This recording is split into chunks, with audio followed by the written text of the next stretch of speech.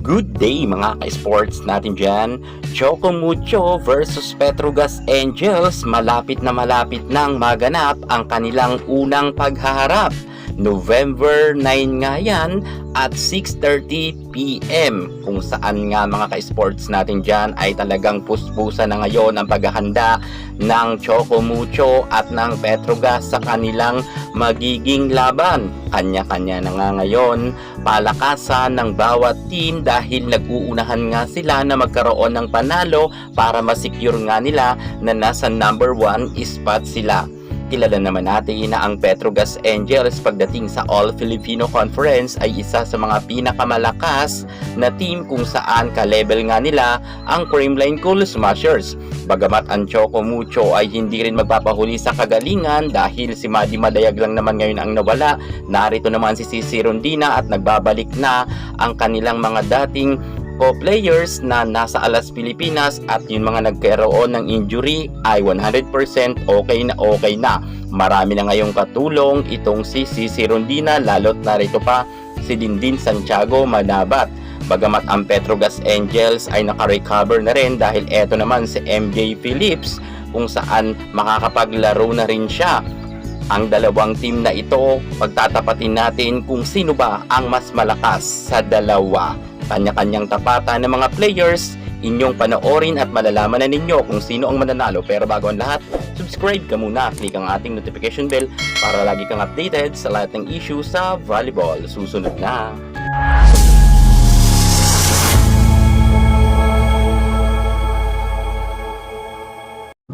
Wala nang makakapigil pa sa harapan ng Choco Mucho kontra sa Petrogas Angels. Dalawang team na malakas, dalawang team na veterana, ngunit isa lang ang magtatagumpay sa kanila at ang isa nga sa kanila ay magkakaroon ng pagkatalo. Hindi naman sila pwede parehas manalo, syempre dahil laban nga ito, meron mananalo at meron matatalo. Sa dalawang team na ito, maraming mga nagsasabi na kayang-kaya pataubin ng Choco Mucho ang Petrogas Angels. Kahit sabihin natin na wala si Madi Madayag.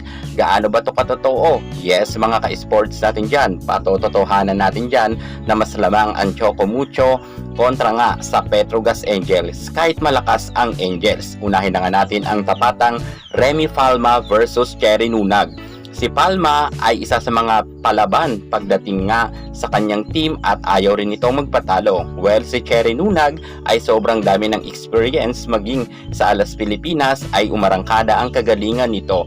Dito sa dalawang players na ito, masasabi ko na parehas sila magaling, ngunit kung ako inyong tatanungin sa opinion ko lang, nakikita ko na mas lamang si Cherry Nunag. Medyo mas magaling siya ng kaunti kay Remy Palma. Bagamat parehas silang veterana, parehas magaling, pero para sa akin lamang si Cherry Nunag dahil sa dami na niyang experience, lalo at makailan beses na rin siya nagkaroon ng appearance sa international kung saan nga nakalaban niya ang mga malalakas na team kagaya nga ng Team Thailand, Indonesia, Vietnam kung saan pumapalag naman itong si Cherry Nunag. Kung kaya dito sa experience ay mas lamang talaga itong si Nunag. At pagdating naman sa kanilang katandem ni Remy Palma, si MJ Phillips at ang katandem naman ni Cherry Nunag na si Dindin Santiago Manabat, well, sa dalawang ito ay parehas veterana rin, parehas magaling. Si MJ Phillips rin ay may binatbat rin, lalo't kinuha na rin tong import sa South Korea. Pero hindi rin magpapatalo dito si Dindin Manabat. May experience na rin siya pagdating sa international dahil makailan beses na rin siyang kinuha ng Japan para maging import. At hindi lang yan, maging sa Thailand ay kinuha na rin itong si Dindin Manabat. So ibig sabihin, magaling talaga itong si Manabat. At sa dalawang ito, kung ako inyong tatanungin, mas lamang si Dindin Santiago Manabat kontra nga kay MJ Phillips. Bakit ko yan nasabi mga ka-sports? Kasi nang napapansin ko ng mga laro ni MJ Phillips na mga nakaraan, medyo nagiging off siya. Pero itong si Dindin Manabat, kahit sabihin natin maraming nang babash sa kanya, sinasabi na maalat daw, napupuntahan na team. Well, hindi yan sa maalat. Mahina kasi yung nakuhang import ng Choco Mucho ng nakaraan reinforce kung kaya si Dindin ang humahataw nga kung makikita nga ninyo, kaya hindi naman porket natalo ang Choco Mucho noon ay maalat na itong si Manabat. Dahil ngayon narito na si Sisi Rondina, mayroon na siyang makakatulong kahit abangan nyo ang mga pasabog ng Choco Mucho. Dumako naman tayo sa kanilang mga setter. Janelle Cheng, Chi Sahet tandem, yan ang palitan, dalawang yan. Mars Alba naman and Dina Wong, palitan rin yan, dalawang yan. Ang apat na setter na ito na magpapalit-palitan rin, alam natin na may kanya-kanya rin silang experience. Mga veterana na rin at magaling. Bagamat si Dina Wong ay sinasabi nga nila na medyo maalat rin daw at alisin daw si Dina Wong sa team ng Choco Mucho kung gusto rin mag-champion. Siguro mga ka-sports, bigyan natin ng pagkakataon si Boss D. May angking kagalingan naman to, baka medyo nagiging off lang siya minsan, pero alam naman natin na magaling to si Dina Wong. Tatandaan nyo, ang nagka-silver medalist ang Choco Mucho, ang setter po nila ay si Dina Wong. So ibig sabihin, may ibubuga pa rin itong si Boss D, kaya't wag ninyo masyado si Boss D i-judge.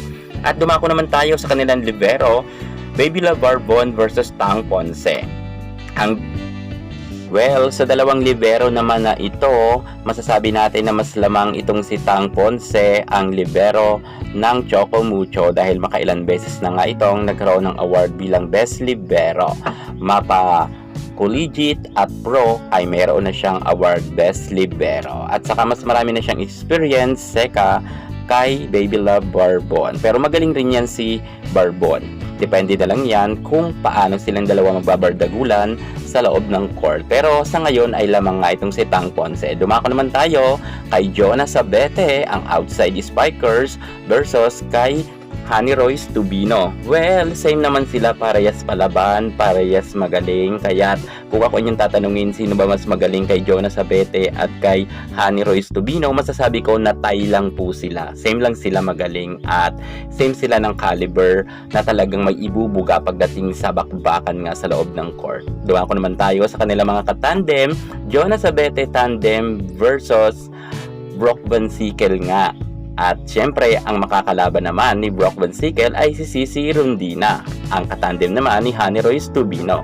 Well, pagdating naman dito kay Brock Van Sickle at Sisi Rondina, same sila meron ng MVP award, same nga silang magaling, at same sila palaban, same sila na porsyentuhan sa kanila ibinibigay lagi ng mga setter nila sapagkat alam natin na mataas nga ang percentage ng mga attacking efficiency nito. Kaya alam ko na ang dalawang ito ay napakaganda muling bardagulan. At kung sino mas lamang sa kanilang dalawa, masasabi ko na tie lang sila. Same lang sila ni Sisi Rondina na magaling ni Brock Van Sickle. At pagdating naman sa kanilang opposite hitter ay sa Maiso versus Kat Tolentino. Well, kahit sabihin natin na veterana na itong si Aiza Maiso Puntillas, meron na rin siyang mga games na off siya. Pero magaling yan at mautak yan. Pagdating nga sa mga laglagan ng bola ay talagang maaasahan yan si Aiza Maiso. Hindi yan puro hampas, magaling yan at mautak. Kaya baka kung sa kagalingan ay masasabi natin na magaling rin si Kat Tolentino. Ngunit si Kat Tolentino kasi ay halos puro hampas lang to. Malakas to humampas, pero itong si Puntillas ay iba naman ang diskarte. Hulog-hulog lang pero pumupuntos. Pero sa kanilang dalawa, kung sino mas magaling, masasabi ko na tie lang silang dalawa. Depende na lang sa kanilang gising kung sino ba talaga sa kanila ang magle-level up pa. Pero kung sa kagalingan, same sila ni Kat Tolentino, magaling ni Aiza Maiso. Bahala na kayo kung sino sa inyo mas magaling sa kanilang dalawa, pero sa tingin ko, same lang sila ng galing. So yan na nga mga ka-sports natin dyan. Makikita nga natin na ang Choco Mucho, kung sa tapatan nga sa mga players ng Petrogas Angels, medyo mas lamang nga ng kaunti ang Choco Mucho. Kaya taasahan talaga natin na sa unang games mananalo ang Choco Mucho kontra nga sa Angels. Kayo, ano sa tingin nyo? Kayang-kaya ba pataubi ng Choco Mucho ang Petrogas or ang Choco Mucho ang bibigay sa Petrogas? Kung sa tingin nyo kung sinong mananalo, comment na kayo sa baba. Yan muna pinaka-latest natin sa mundo ng volleyball. Thank you so much. God bless.